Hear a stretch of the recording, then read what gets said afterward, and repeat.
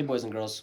Now that we are finally past that week 10 mark of the fantasy football season, we're going to more or less transition these recaps talking about playoff discussion, playoff pulse, see where everyone's sitting as we get into the nitty gritty in new gen football. As you all see right here, these are our league standings heading into week 11. Brownout is the team we're going to talk about first. They are our number one seed, and they have clinched the microaggressors division after Ticket to Ride's losses to the Seawards and the Median. And when we look at their remaining schedule, Allen's the only one remotely close to pulling off an upset against them, so it's really hard to see K-Mix falling to a seed outside of the top three, especially with some of these middle of the pack teams struggling to stay in that race. We all know K-Mix has dealt with injuries this year, but they're still putting up points. They're relying on JT and A-Chain, and that's been good enough. I know he's been active in the chat looking for trades, so let's see if anything gets done before the December 1st deadline. I know he's looking for anything that helps him right now, so be sure to send him inbox offers. The next team we're going to talk about is the Liquidators. They are in the number two spot, who have the same record as Brownout, but with less points for and points against. Something impressive, they are on a 13-game win streak right now, so give them their flowers for that. Their division, of course, is the toughest division in this league, but they really shouldn't have anything to be worried about with their remaining schedule. Yes, their games are going to be a gauntlet, but if they survive this next week against the Pandas, they'll have to at least win against the inaugurals. And as long as they do that, they should be fine to stay around this spot. I mean, the Pandas are our next team at the third seed at 15-5. So the Liquidators, if they can defeat the Pandas, they should remain comfortably in the two spot, possibly clinch the division depending on what Cam does next week. But the inaugurals right now are their biggest threat to possibly dethrone them for the division. Albeit it would be borderline madness if that were to actually take place. Cam would have to win out, and then Chase would have to lose everything. Blind says something about it in the chat, and that's basically the scenario here. The Kung Fu Pandas are our three seed at 15-5, and they've been on a small slump, but it's not really anything to be worried about either. Now their schedule does lighten up a little bit, as we can see. The biggest worry would be if they drop games to Chase and then struggle against Allen or Flynn. But the bye week against Nate's Hippos will be at the very least, help them secure a playoff spot. If they 2-0 that, then they're more or less in with only 5 losses, but anything can happen. But if as long as they are able to go 2-0 that week, they should be just fine to remain here. It'd be hard to see them falling out of the 3 seed, but like I was alluding to before, it really depends on if Cam makes a big run or Allen potentially, if they can make a big run and jump him. But it would be, again, very difficult. Allen is 3 games behind, I guess, because he's 12-8. But again, Allen's schedule is tougher than Unicorns, and with Unicorns' talent on the roster, he's already got the head start. So we should see our top 3 seeds be Brownout, Liquidators, and the Pandas. But again, this time of year, anything can happen. Talking about our next team, the Inaugurals, they are our 4 seed, and they're coming off a 4-game win streak. Roster talent-wise, you'd think they'd be a lock to remain here, especially with the bye week versus Nate coming up. But this week's actually a rather big deal for all of the Real Man Geniuses teams, because even if Cam 2-0s, Morgan and Rick are right on his heels. If they 2-0 as well, then all these teams are within 1 game of each other. So their final gauntlet of games that they play, where weeks 12, 13, and 14, they all play teams within their division, it's going to really matter if you drop that median game, because it's possible that Morgan or Rip could jump, and then next thing you know, Cam might be dropping down to a 6 seed or might stay, at 4 if he can keep winning. He's definitely the favorite to continue winning. It's going to be really funny if all 4 of these teams make the playoffs, but the only lock right now is essentially the Liquidators, with everyone else fighting for those last 2 spots. If Morgan and Rick definitely have to keep winning, and nobody really here is safe if they drop a median game. If they drop a game to the median, that could do it, because if Morgan 2-0s but Cam goes 1-1, the next thing you know, they're tied for that record. Then if you go into tiebreaker scenarios, and it just gets complicated. So we're not going to know who's going to make it out of the Real Men of Genius division until the last week, most likely.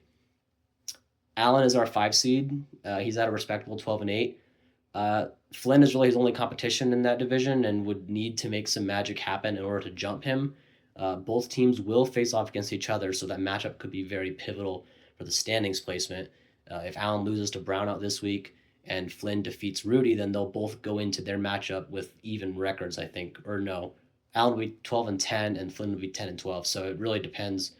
If Flynn would end up beating Allen there, then they'd basically be same record, and then at that point, who has more points for the tiebreaker scenario.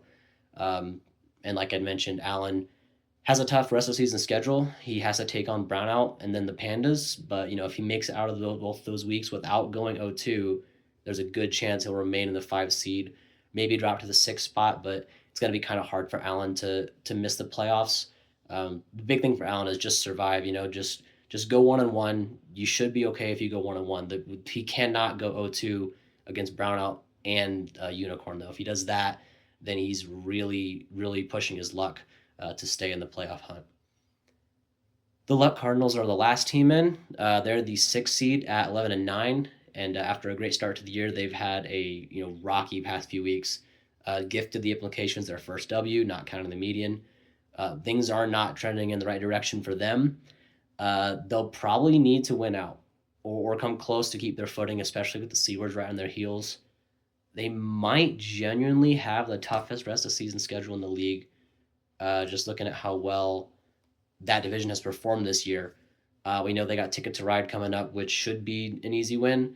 But, again, we never know. Projections are wild. The extra pick bracket matchup. This is interesting. We have the Seawards and Win Like Flynn. However, neither of these teams are eliminated from playoff contention just yet.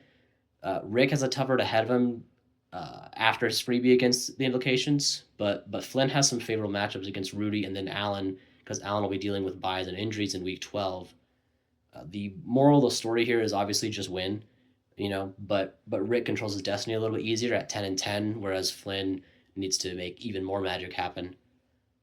But right now, that is our extra pick bracket matchup. I know that Rick probably would rather be in the toilet bowl, but I think he has the best chance to make in the playoffs out of these teams that are middling. The toilet bowl at the moment consists of Ticket to Ride, Rudy Was Offsides, the Implications, and the S-Cars Hippos. And Ticket to Ride's the quote-unquote favorite on paper out of this grouping, but they barely have more points for than Rudy Was Offsides. I think it's 30. Despite Vic's team not even having a consistent starter at the Superflex position. They have a sliver of hope to make playoffs, but Ticket to Ride would essentially need to win the rest of their matchups, including game against the median, and get help from Flynn or Rick. Flynn and Rick would have to lose the majority of the rest of their games, and TTR would have to win out. It's like a 3% chance or less probably of happening. And then Rudy Was Offsides is sort of in that same boat with Ticket to Ride, but their odds of actually getting the job done are basically worse, as they have difficult matchups coming up against Flynn and then K-Migs, and are projected for less points as well. So the Implications and Hippos are our final 2 teams that are in the toilet bowl, and they've been looking to the future all season long.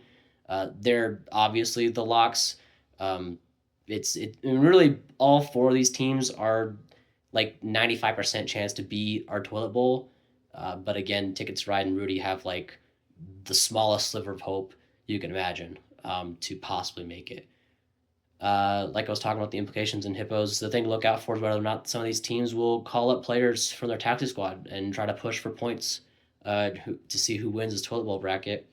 We're also not strangers seeing teams that typically would sell players actually buy points instead, as everyone competes for the draft pick placement in that coveted 1-on-1. So that kind of does it for our recap. This is more of a discussion on the playoffs, and we'll do this again next week as we get closer down to the wire, and we can analyze the seeds and the matchup potentially a bit better. It's still a little hairy right now. Real Men and Geniuses division. There's a lot that could happen there, and then we need to see what happens with the Joe Millionaires too. So thank you for watching. Stay tuned.